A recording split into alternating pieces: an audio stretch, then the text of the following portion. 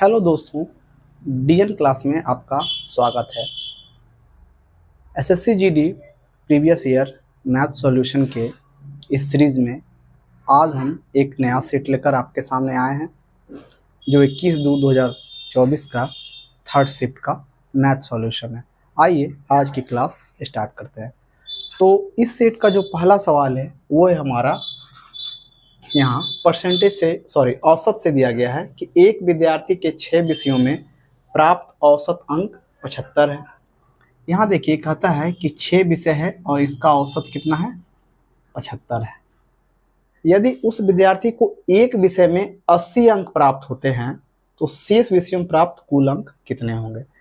तो टोटल जो 75 विषय हमारा औसत अंक है और 6 विषय है तो इसका योग टोटल कितना हो गया, 6 पंचे 30, 7 छक 42, 3 45। यानी टोटल जो 6 विषयों में हमारा जो प्राप्त अंक है उसका योग कितना है, 450। अब कहता है इसमें एक विषय पे आया है 80 तो बाकी जो 5 विषय उसमें कितना आया है। आराम से बहुत ही सिंपल हो जाता है।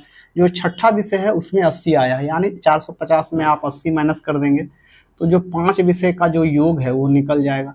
450 में 80 करेंगे, यहाँ 0 हो गया, 15 में से 8 गया, 7 हो गया, यहाँ 3 हो गया।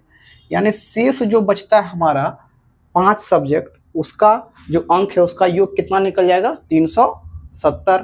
तो हमारा जो आंसर है वो आ गया ऑप्शन नंबर 4, 370। यही हमारा आंसर है। आज का ये सेट का पहला सवाल था जो कि बहुत ही सहज था। क्वेश्चन नंबर 2, जिसमें आप देख रहे हैं कि एक वस्तु दिया गया है जिस पर 40% और 50% की दो क्रमिक छूट के बाद उसका दाम 204 रुपये हो जाता है। तो वस्तु का अंकित मूल्य हमें बताना है। आप कर सकते हैं, अगर 100 रुपया है, मान लिया जाए पहले 100% या 100 रुपया, तो उसमें 40% डिस्काउंट दे दिया तो कितना बच गया हमारा, 60। उसमें फिर 50% डिस्काउंट दे दिया, यानी 60 का 50% कितना होगा, 30। तो बच गया कितना, 30%। तो 30% बराबर हमारा कितना हो जाएगा, 204। इस तरह से हमें 100% निकाल लेंगे तो हमारा आंसर हो जाएगा। आइए यहाँ से समझते हैं कि 100% यहाँ पर है, 40% पहले हमारा डिस्काउंट दे दिया तो कितना बच गया, 60%।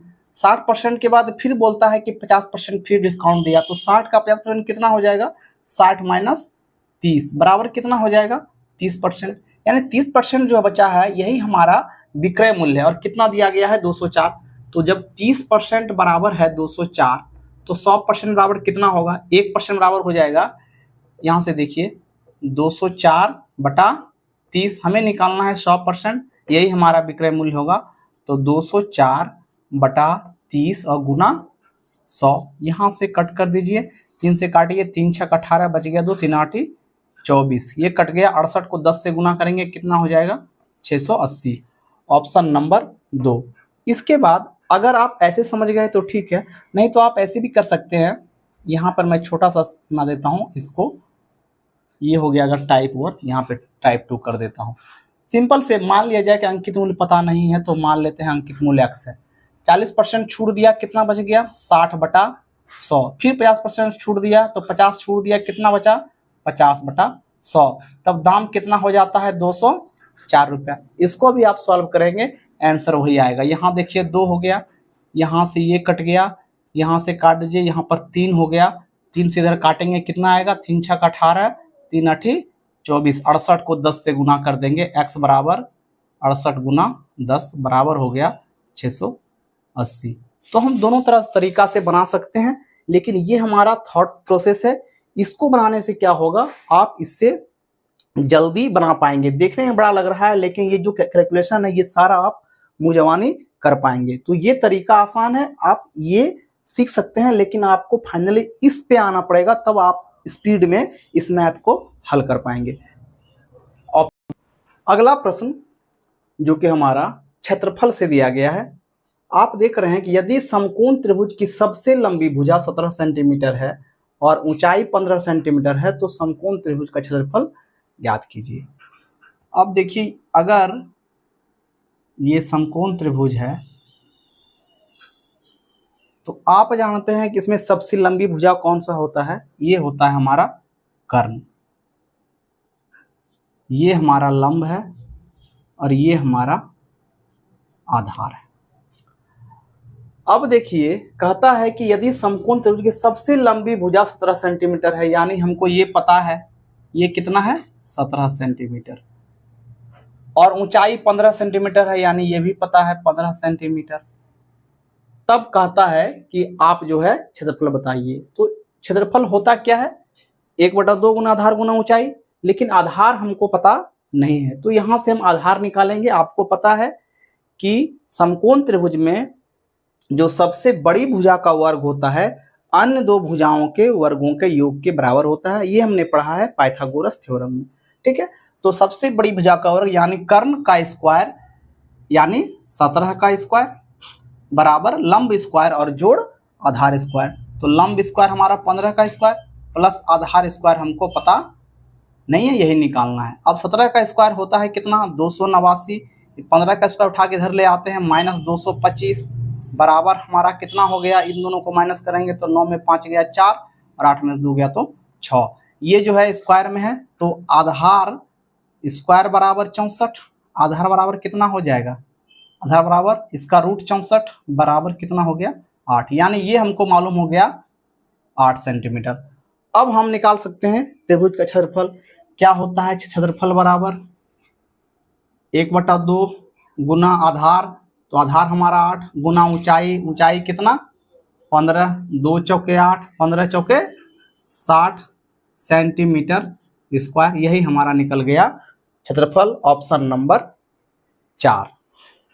अगला सवाल जो कि 4 नंबर का है, यहाँ पर देख रहे हैं दिया है कि यदि p - q 9 है और p² + q² बराबर 127 है तो p × q का मान ज्ञात कीजिए। अब देखिए यहाँ पर क्या दिया गया है हमारा, सबसे पहले p - q बराबर ये जो है 9 है, यहीं से जो है हमको p और p × q का मान ज्ञात करना है।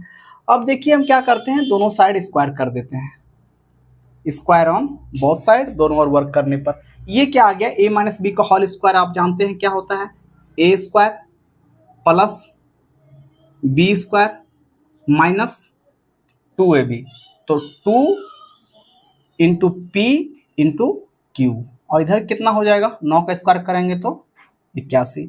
अब देखिए यहाँ पर क्या है p² + q² का वैल्यू भी दिया हुआ है, यानी ये दोनों के बराबर कितना दिया हुआ है 127 लिख देते हैं, माइनस जो 81 उस पार है उसको उठा के इधर ले आते हैं, बराबर क्या हो गया ये जो हमारा -2p है उधर कर देते हैं, यहाँ से माइनस कीजिए, 7 में 1 घटाएंगे कितना आएगा 6 और 12 में 7 घटाएंगे कितना आएगा 4 बराबर 2pq। यही से देखिए हमारा आंसर आ गया 23, 2 से काटेंगे 46 को तो 23, तो pq बराबर जो है हमारा कितना आ गया 23।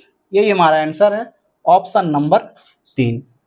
क्वेश्चन नंबर 5 जो कि आप देख रहे हैं प्रतिशत से दिया गया है, बहुत ही सहज सा सवाल है कि किसी संख्या का 27% उसी संख्या के 13% से 56 अधिक है, संख्या का मान कितना है। आप देखिए यहाँ 27% है और यह 13% है, और कहता है कि 27% जो है वो 13% से 56 अधिक है, यानी 27 में 13 को माइनस करेंगे कितना हो जाएगा 14%, यानी 14% बराबर अगर हमारा 56 है तो 100% बराबर कितना होगा, तो 14% बराबर 56, यानी 14 को 4 से गुना करेंगे तो हमारा 56 आएगा, यानी 1% बराबर 4, तो 100% बराबर 400। आप इसको ऐसे हल कर सकते हैं। आइए यहाँ देख लेते हैं कि 27% जो है वो 13% से 56 अधिक है, तो 27 13 को उठा के उधर लाइए, 27 और माइनस 13% बराबर कितना हो गया हमारा 56। यहाँ देख रहे हैं दोनों को माइनस करते हैं तो 14% बराबर हो रहा है 56। 14 को 4 से काट दीजिए, 1% बराबर 4, 1% बराबर कितना आ रहा है 4, 1 को 100 पर बनाना है, इसमें कितना से गुना करेंगे 100 से हो जाएगा 100%, और इधर को 4 को भी 100 से गुना कर दीजिए, बराबर कितना हो जा रहा है 400। तो हमारा जो आंसर है वो ऑप्शन नंबर 4 है। अगला सवाल जो कि हमारा HCF से दिया गया है, आप देख रहे हैं महत्तम से, यहाँ पर 2 गुणनखंड दिया गया है, इसमें कहता है कि इसका महत्तम क्या होगा। 2 पर पावर 3 और गुना 3 पर पावर 5, यह पहला गुणनखंड है, और दूसरा है हमारा 2 पर पावर 4 और 3 पर पावर 6। तो देखिए ये जो गुणनखंड दिया गया है HCF क्या होता है कि जो दोनों गुणनखंड में जो कॉमन हो और जिसका पावर सबसे कम हो वही हमारा HCF होता है। अगर LCM कहता तो दोनों गुणनखंड में जो कॉमन है वो भी लिखना है और जो नहीं मिलता है दोनों में वो भी लिखना है। और एक बात ध्यान रखना है, जिसका पावर ज़्यादा हो वो लेना है LCM में। और HCF में क्या होता है, दोनों में मैच करता हो और जिसका पावर कम हो। तो हमारा जो है यहाँ पर देख रहे हैं कि यहाँ से देखते हैं कि 2 का पावर 3 है और 2 का पावर 4 है। तो जब हम HCF लेंगे तो 2 पर पावर 3 और 2 पर पावर 4, यानी ये दोनों में मैच कर रहा है। अब पावर जिसका कम होगा वो हमारा HCF में आएगा और पावर जिसका ज़्यादा होगा वो हमारा LCM में आएगा। यहाँ चूंकि महत्तम निकालना है यानी HCF का बात है, तो हम जो छोटा पावर है वो ले लेते हैं। इधर देखिए 3 और 3 दोनों में मैच कर रहा है और यहाँ भी जो छोटा पावर है कितना है, 3 का पावर 5, ये हम ले लेते हैं। यही हमारा HCF है। ऑप्शन नंबर आप देख रहे हैं 2 का पावर 3 और 3 पर पावर 5, ऑप्शन नंबर 3। अगला सवाल जो कि हमारा परसेंटेज से ही दिया गया है कि किसी घड़ी का वास्तविक मूल्य 500 है, इसमें पहले 10% का वृद्धि किया फिर बाद में 15% की कमी की, तो अंतिम मूल्य कितना होगा, यानी 500 जो है बाद में कितना दाम रह जाएगा। तो यहाँ देखिए पहले हम 10% का वृद्धि करते हैं फिर माइनस 15% करते हैं। तो इस तरह से हम जो इसका पूरा निकालते हैं कि कितना परसेंट उसमें फाइनली कमी हुआ या वृद्धि हुआ। तो 10 माइनस 15 और यहाँ पर जो है माइनस 10 गुना 15 और बटा 100। यहाँ से देखिए काट दीजिए, यहाँ क्या हो रहा है आप देख रहे हैं, इधर हो रहा है क्या -5 और इसको करेंगे 15 बटा 10, यहाँ कितना हो जाएगा -1.5। टोटल देखिए इसको प्लस करेंगे कितना होगा माइनस माइनस प्लस, यहाँ माइनस का साइन रहेगा 5 1 6। ये माइनस का मतलब क्या होता है कि जो भी दिया गया है उसमें फाइनली जो है 6.5% का कमी हो रहा है, जो कि हम यहाँ से देख लिए 10% वृद्धि 15% कमी, तो फाइनली क्या हो रहा है हमारा 6.5% का कमी। अब देखिए 500 हमारा टोटल था, इसमें क्या हो रहा है 6.5% का कमी, तो 6.5% इसका कितना होगा 6.5 और बटा 100। यहाँ से कट कर देते हैं, 5 5 25 के 5 बाकी 2 6 5 30 2 32.5 का जो है कमी हो जाएगा। हमारा है कितना 500 में 32.5 जो है हम कम कर देंगे, वही हमारा आंसर होगा। 10 में 5 गया 5, यहाँ कितना बचा 9 में से 2 गया 7, 9 में से 3 गया तो 6, यहाँ हो गया 4। तो इस तरह से देख रहे हैं कि हमारा कितना हो रहा है 467.50, ऑप्शन नंबर सी यही हमारा आंसर है। प्रश्न संख्या 8 जो कि काम और समय से दिया गया है, ये दिया गया है यहाँ मजदूरी निकालने से कि कितना जो है मजदूरी होगा। आइए, कहता है कि सीमा एक काम को 120 दिन में, सीमा जो है 120 दिन में, अंजलि 144 दिन में, अंजलि 144 दिन में, और सोनिया जो है 180 दिन में, सोनिया 180 दिन में पूरा कर सकती है। अब कहते हैं कि यह देखिए अलग अलग तीनों का दिया हुआ है कि ये 120 दिन में पूरा करती है किसी काम को, उसी काम को ये 144 दिन में और उसी काम को ये 180 दिन में। अब कहता है कि यदि वे तीनों उस काम को एक साथ मिलकर करते हैं और उन्हें 3300 रुपये का भुगतान किया जाता है तो भुगतान में से अंजलि का हिस्सा कितना है।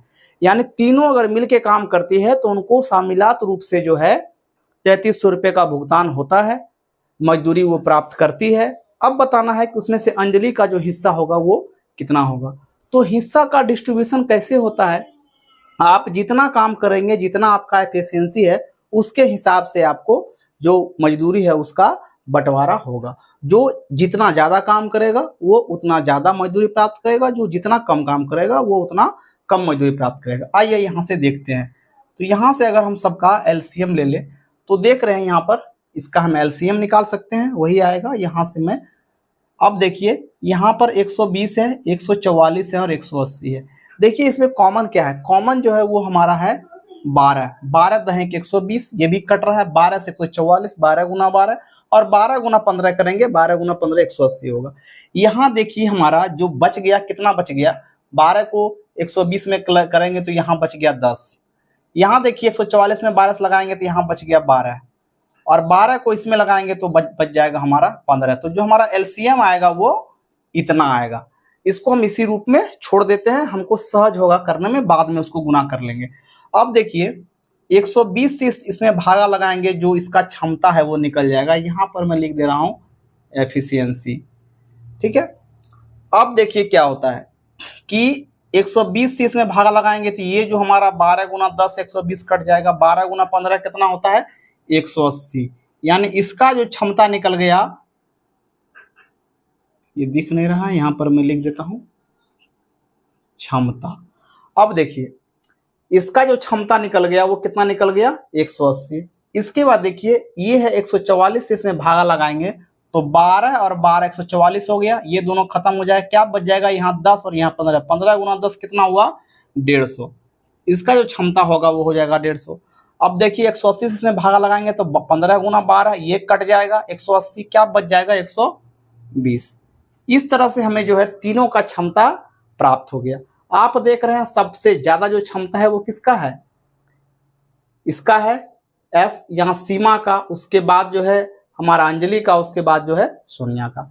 हमको 3300 में बंटवारा करना है तो 3300 रुपया ये हो गया, और इसका जो क्षमता है ये कितना है अंजलि का 150, हमको अंजलि का निकालना, टोटल क्षमता जोड़ के नीचे तो 180 और 120 कितना हो गया 200, 300, 4, 450 रुपया, ये जो है 450। यहाँ से काटिए, ये कट गया 15 तिया 45, 3 3 से काटिए, 3 इकाई 3, 3 इकाई 3। इस तरह से जो है अंजलि का जो मजदूरी आ गया ये कितना आ गया हमारा 1100 रुपया। यही हमारा आंसर है, ऑप्शन नंबर 1। सवाल नंबर 9 जो कि हमारा अनुपात समानुपात से दिया गया है। एक मिश्रण में अम्ल और पानी का अनुपात 7:4 है। यदि इसमें 2 लीटर पानी मिला दिया जाए तो अम्ल और पानी का अनुपात 7:5 हो जाता है। मिश्रण में अम्ल की मात्रा कितनी है। आप देख रहे हैं कि ये हमारा एसिड है अम्ल, और दूसरी तरफ जो है हमारा क्या है वाटर है। पहला जो अनुपात जो पहले दिया गया है ये कितना है 7 इसमें अम्ल है और 4 इसमें पानी है। और बाद में क्या होता है जो फाइनली अनुपात बनता है वो कितना बनता है, एसिड तो वही रहता है लेकिन पानी जो है ये 5 हो जाता है। क्यों होता है, क्योंकि इसमें जो है आप देखिए इधर समान है, अगर समान नहीं होता तो हमको समान करना पड़ता, लेकिन ये पहले से ही समान है। ये 4 से 5 क्यों हुआ, क्योंकि इसमें जो है हम 2 लीटर पानी मिलाए हैं। तो अनुपात में जो रेशियो है वो कितना बढ़ गया हमारा 1 बढ़ गया, लेकिन पानी कितना मिलाए थे 2, यानी क्या हो रहा है 1 जो है 2 है, यानी 1 2 को रिप्रेजेंट कर रहा है। और मिश्रण में अम्ल की मात्रा कितना है, तो अम्ल कितना है 7 है भाई। तो 1 जब 2 को रिप्रेजेंट कर रहा है तो 7 को कौन रिप्रेजेंट करेगा, 7 को 2 से गुना कर दीजिए 14 लीटर। यही हमारा आंसर हो गया, ऑप्शन नंबर 2। आशा करते हैं आप समझ पाएंगे कि 1 जो है यहाँ इन दोनों का डिफरेंस 1 जो है यहाँ कहता है जब 2 लीटर मिलाए, यानी 1 जो है ये 2 के बराबर है, तो 7 कितना के बराबर होगा, तो 7 गुना 2 14 लीटर। यही हमारा आंसर है। क्वेश्चन नंबर 10 जो कि लाभ और हानि से दिया गया है। एक कुर्सी का अंकित मूल्य उसके क्रय मूल्य से 10% अधिक है। यदि 11 रुपए की छूट देने के बाद कुर्सी 132 रुपए में बेची जाती है तो लाभ प्रतिशत कितना होगा। अब देखिए कहता है कि अंकित मूल्य उसके क्रय मूल्य से 10% अधिक है, यानी अगर हमारा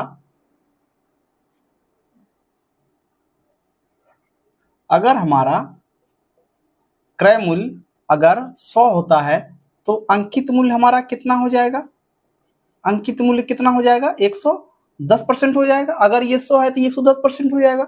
यदि 11 रुपए की छूट देने के बाद कुर्सी, अब जानते हैं कि जब भी छूट मिलता है हमको वो किस पर मिलता है, अंकित मूल्य पर मिलता है, तो 110% तो है ही, इसमें 11 रुपए का छूट दे दिए तब बराबर दाम कितना हो गया 132 रुपया में जो है कुर्सी मिल जाता है। ठीक है, अब कहता है कि जब 110% बराबर माइनस 11 रुपया बराबर कितना हो गया 132, तो यहां से देखिए 110% बराबर कितना हो गया, मतलब हमारा इसको उठा के उधर प्लस कर देंगे तो कितना हो जाएगा, 2 1 3 और 13 1 14 है, यानी 110% बराबर में हमारा कितना है, 143। और क्रय मूल्य जो कि हमारा 100 है, तो अगर 100% निकाल देंगे तो हमारा क्रय मूल्य ज्ञात हो जाएगा। यहाँ से 100% निकालने के लिए क्या करेंगे, 110% बराबर इतना, तो 100% बराबर कितना, तो 143 बटा 110 और गुना 100, ये निकलेगा हमारा क्रय मूल्य। यहाँ से देखिए काट दीजिए, 11 काटिए, एक बार में 11 बचा कितना, 3, 11 3 33, यानी कितना हो गया, 13 को 10 से गुना करेंगे तो 130 रुपया। ये जो है हमारा क्रय मूल्य है। अब देखिए सवाल है कि बेचा कितना में, 132 में, और क्रय मूल्य था 130, लाभ कितना हुआ, 132 माइनस 130 बराबर कितना हुआ लाभ। आप देख रहे हैं कि लाभ कितना हुआ, 2। हमको निकालना है लाभ प्रतिशत, क्या होता है, 2 गुना 100 और बटा क्रय मूल्य। क्रय मूल्य कितना है हमारा, 130। यहां से काट दीजिए, क्या बचा, 10 दूनी 20 बटा 13, यहां से भागा लगाइए, क्या हो रहा है, आप देख रहे हैं 13 इकाई 13, कितना बच गया, 7 7 बच गया, 7 पर 0 70, 13 पचे 65, बचा इस बार 5, 13 चौको 52, ज्यादा हो जाएगा 13 तिया 39। तो इस तरह से जो है हमारा ये जो सवाल है, इसमें लाभ परसेंट कितना आ गया, 1.53। ऑप्शन नंबर 4 यही हमारा आंसर। सवाल नंबर 11 जो कि आप देख रहे हैं, लाभ और हानि से दिया गया है कि यदि एक पंखे का विक्रय मूल्य 306 रुपये है और हानि प्रतिशत 32% है, तो पंखे का क्रय मूल्य ज्ञात करना है। अब देखिए, अगर क्रय मूल्य टोटल 100% होता है तो इसमें 32% का हानि हो गया, यानी जो हम वस्तु को बेच दिए वो कितना परसेंट में बेच दिए हैं, 10 में 2 घटाइए तो यहाँ पर कितना हो जाएगा, 8, और जब 9 में से 3 घटाइए तो 6, यानी जो हम बेच दिए हैं वस्तु को कितना परसेंट में बेच दिए हैं, 68% में, तभी हमको जो है 32% का नुकसान हो गया।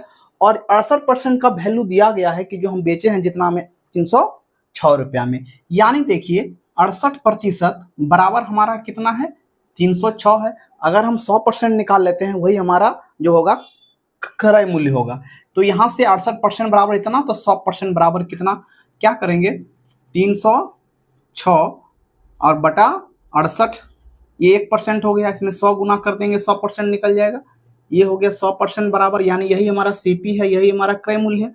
अब यहाँ से काट दीजिए, देखिए 68 आ रहा है, यानी 17 से कट सकता है, और ये देखिए 17 इकाई 17 बचेगा, यहाँ पर कितना 13, 136 17 से कट सकता है, तो 17 चौके ये 68 हो गया, और 17 इकाई 17 बच गया, यहाँ पर 13 और 6, 17 को 8 से गुना करेंगे 136, यहाँ देखिए 2 दूनी 4 और 9 दूनी 18, 109 900 और बटा 2 कितना हो जाएगा,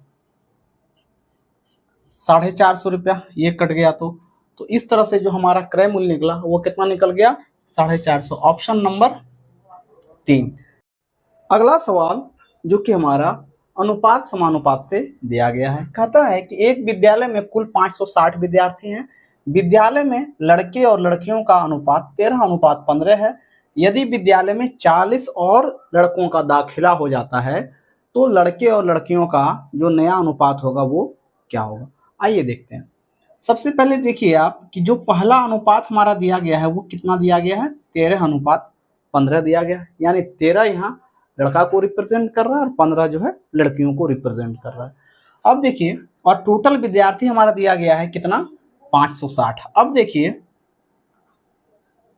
ये जो हमारा है ये पहले का है, इन दोनों को प्लस करते हैं, कितना आता है, 15 13 करेंगे तो 28, रेशियो के हिसाब से 28 है। और ये जो है ये बता दिया है हमारा कि ये जो है 560 के बराबर है। तो आप देख रहे हैं कि 28 जो है 560 को रिप्रेजेंट कर रहा है, यानी 28 दूनी 56, ये कितना गुना हो गया, 20 गुना हो गया। तो जब ये 20 गुना है यानी ये सब भी जो है 20 गुना है, यहाँ पर गुना 20 कर देते हैं, 15 को ये भी गुना 20 कर देते हैं। तो आप देखिए ये कितना हो रहा है, 15 को 20 से गुना करेंगे यानी 300 जो है लड़कियां हैं, और 13 को करेंगे 260 जो है अभी लड़के हैं। अब कहता है कि विद्यालय में 40 और लड़कों का दाखिला हो जाए, इसमें जो है 40 लड़का और आ गया, लड़कियां जो है वही है। अब देखिए ये कितना बन गया, ये बन गया 300, और ये कितना बन गया, ये तो 300 है ही। तो यही दोनों का अनुपात पूछ रहा था। अब देखिए कितना होगा अनुपात, 1:1। यही हमारा आंसर हो गया ऑप्शन नंबर 1। तो इस तरह से जो है आपने देखा कि 560 टोटल विद्यार्थी था। अनुपात से हमने क्या देखा, दोनों को ऐड किया तो ये 28 हुआ। 28 का 20 गुना है टोटल, तो ये जो है यानी लड़कों का भी 20 गुना 260, लड़कियों का 20 गुना 300, और लड़कियां जो है 300 है, लड़का जो है 260 है। कहता है 40 और आ गया, तो 40 इसमें ऐड कर दिया, ये भी 300 बन गया और लड़कियां भी 300 ही थी। इस तरह से 300 अनुपात 300 यानी कि 1:1 का रेशियो जो है वर्तमान में है ऑप्शन नंबर 1। अगला प्रश्न जो कि हमारा काम और समय से दिया गया है। अब देख रहे हैं कि S1 अकेले एक काम को 16 दिन में कर सकता है। S1 जो है यह 16 दिन में करता है। S2 उसी काम को 80 दिन में करता है। S2 करता है 80 दिन में, और S3 की सहायता से वे उसी काम को 6 दिनों में पूरा करते हैं। यानी कि जब तीनों मिल जाता है S1 प्लस S2 और प्लस S3, तब उस काम को वो लोग 6 दिन में कर देते हैं। सवाल कहता है कि S3 जो अगर अकेले उस काम को करे तब वह कितने दिनों में काम को पूरा कर पाएगा। आप देखिए यहां से हम एलसीएम निकालते हैं। एलसीएम कितना हो रहा है, यहां देखिए 16 है यानी 2 का पावर 4, 80 है यानी 2 का पावर 4, 16 तो होगा ही उसमें, 16 पचे 80, उसके बाद 6 है यानी 2 गुना 3, 2 में देखिए 2 में यानी क्या हो जाएगा हमारा, इधर एलसीएम हो जाएगा 2 का पावर 4 गुना यहाँ बच गया, इसमें 5 और इसमें बच गया 3, कितना हो रहा है 2 पावर 4, 16 पचे 80 थिया 240। तो जो हमारा एलसीएम है वो कितना है 240। इसके बाद देखिए क्षमता कितना निकल गया, इसका निकल जाएगा 16 का ही 16, बच गए यहाँ पर 8, 16 पचे 80, ये जो है 80 थिया 240, और ये 6 से काटेंगे 6 चौक 24। यानी S1 का अकेले का क्षमता है 15, S2 का अकेले का क्षमता है 3, और तीनों का जो मिला हुआ क्षमता है वो कितना है हमारा 40। तो अब देखिए इस 40 में जो है तीनों मिला हुआ है, हमको निकालना है सिर्फ S3 का। तो S1 और S2 का कितना है 15 3 18। तो अगर 40 में हम यहाँ पर अगर S3 का हम क्षमता निकालना चाहें तो क्या करेंगे, इसका टोटल क्षमता है 40, उसमें S1 और S2 का जब घटा देंगे तो निकल जाएगा S3 का क्षमता, यानी कितना हो जाएगा 40 - 18 बराबर 22। तो ये निकला है 22 का क्षमता, सॉरी S3 का क्षमता कितना है 22। क्षमता का मतलब होता है एक दिन में ये 22 काम कर सकता है। टोटल काम हमारा कितना है 240। S3 का क्षमता कितना निकला 22, कितना दिन लगेगा टाइम S3 के लिए 240 बटा 22, 11 दूनी 22, 120 दूनी 240, यानी 120 बटा 11 दिन। यही हमारा आंसर है ऑप्शन नंबर 4। क्वेश्चन नंबर 14 जो कि साधारण सा सवाल दिया गया है एक सिंप्लीफिकेशन से। आप देख रहे हैं कि इस तरह का सवाल में सबसे पहले हम क्या करेंगे, जो छोटी ब्रैकेट है उसका काम करेंगे। सवाल से स्पष्ट है कि सबसे पहले हमें यहाँ का सॉल्यूशन निकाल लेना है। आप देखिए हम यहाँ का सॉल्यूशन अगर निकालते हैं तो सबसे पहले देखिए यहाँ प्लस है, यहाँ गुना है, यहाँ क्या है माइनस है।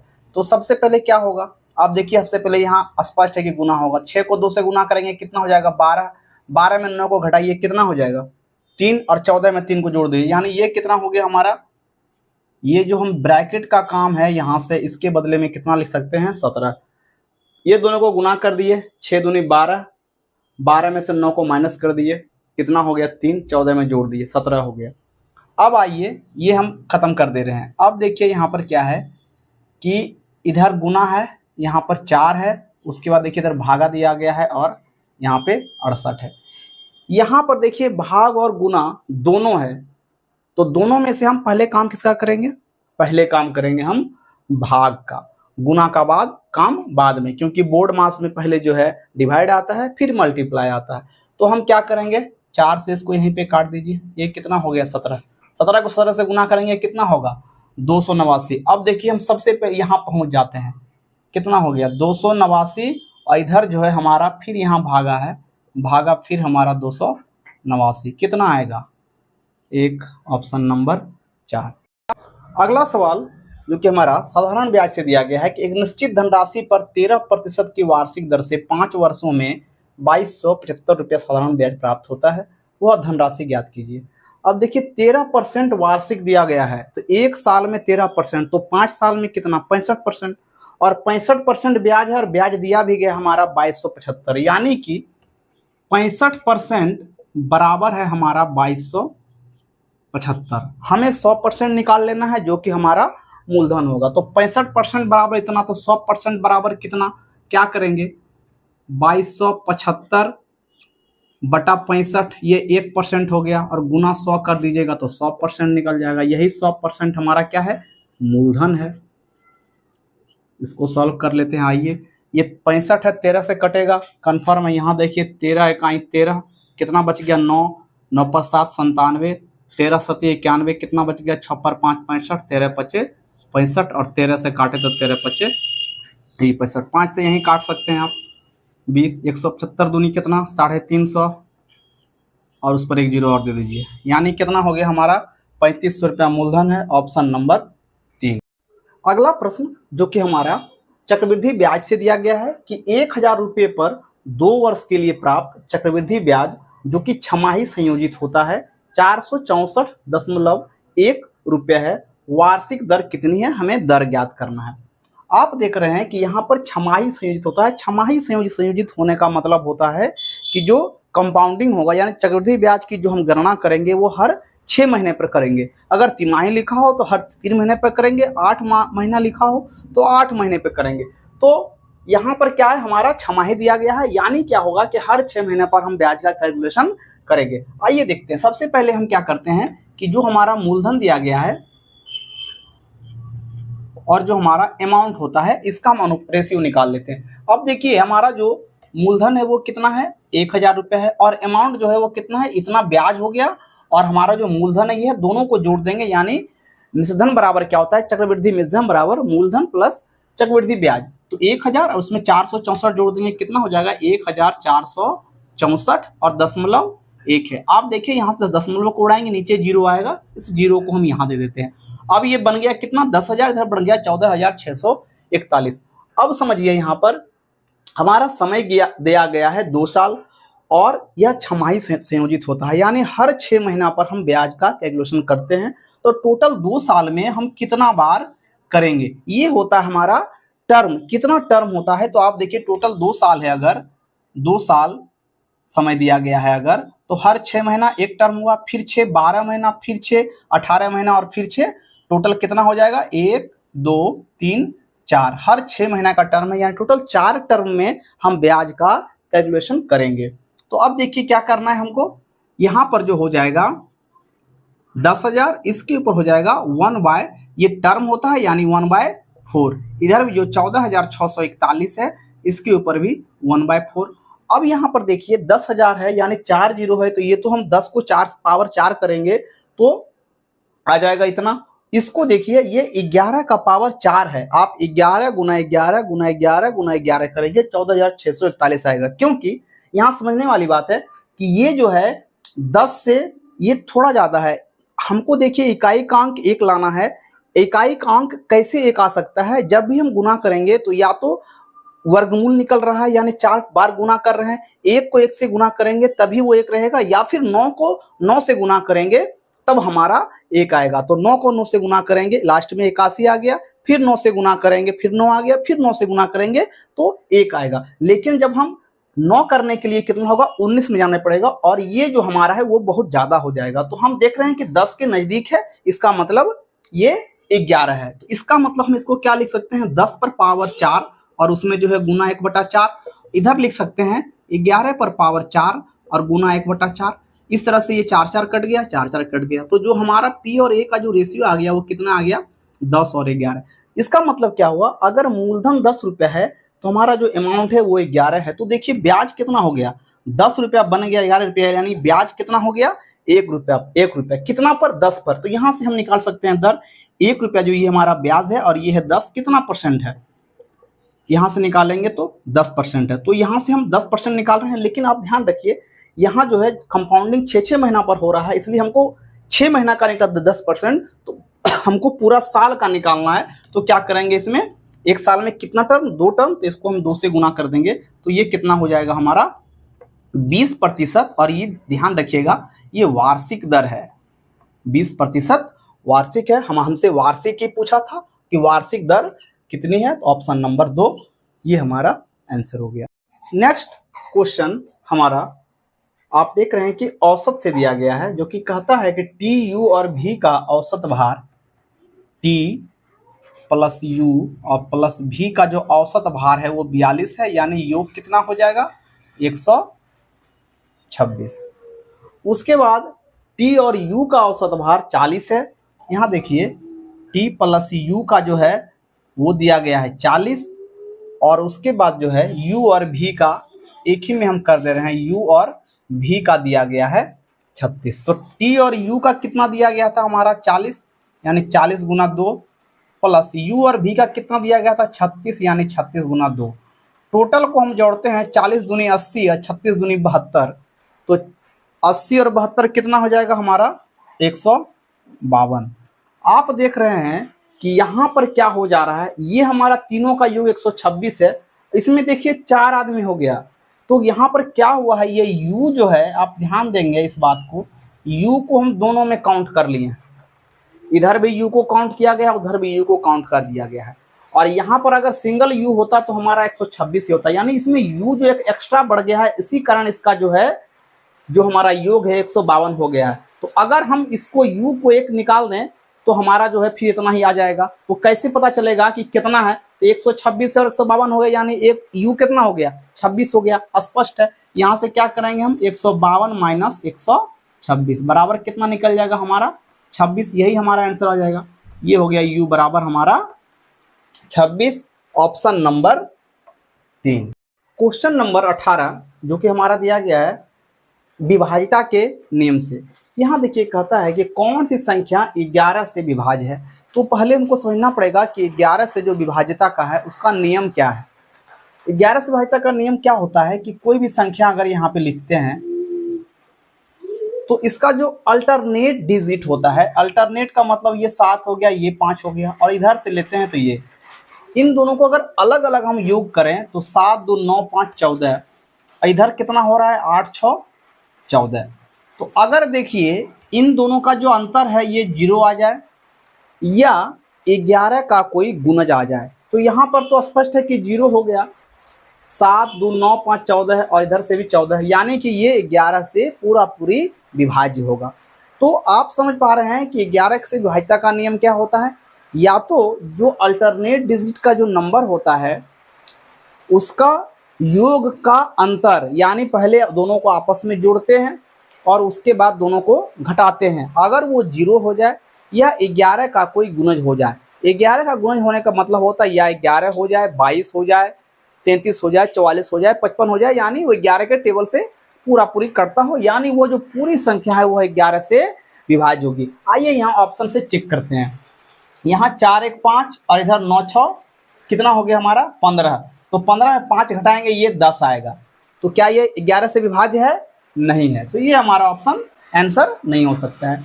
यहाँ आते हैं 9 5 14 और इधर देखिए 8 6 14, 14 में से 14 घटाएंगे कितना होगा, ये 0 हो जाएगा। आप देख रहे हैं यहाँ भी आ रहा है 0, यहाँ भी आ रहा है, तो 11 का नियम कहता है कि या तो 0 हो जाए या 11 का कोई गुणज हो जाए। तो ये जो है हमारा 11 से विभाज्य है, ऑप्शन नंबर 2, और यही हमारा आंसर है। तो इस तरह से देख रहे हैं आप कि 11 से जो विभाज्यता का नियम होता है वो आप समझ पाए होंगे। प्रश्न संख्या 19 जो कि हमारा समय और दूरी से दिया गया है। यहाँ देखिए कहता है कि 2 लड़के एक 900 मीटर लंबे पुल के विपरीत छोरों पर खड़े हैं, यदि वे क्रमशः 10 मीटर प्रति मिनट और 8 मीटर प्रति मिनट की चाल से एक दूसरे की ओर चलते हैं तो वे एक दूसरे से कितने समय में मिलेंगे। हमें समय ज्ञात करना है। क्या हो रहा है कि यहाँ एक छोर है, यहाँ एक छोर है, और ये जो हमारा टोटल दूरी है ये कितना है 900 मीटर है।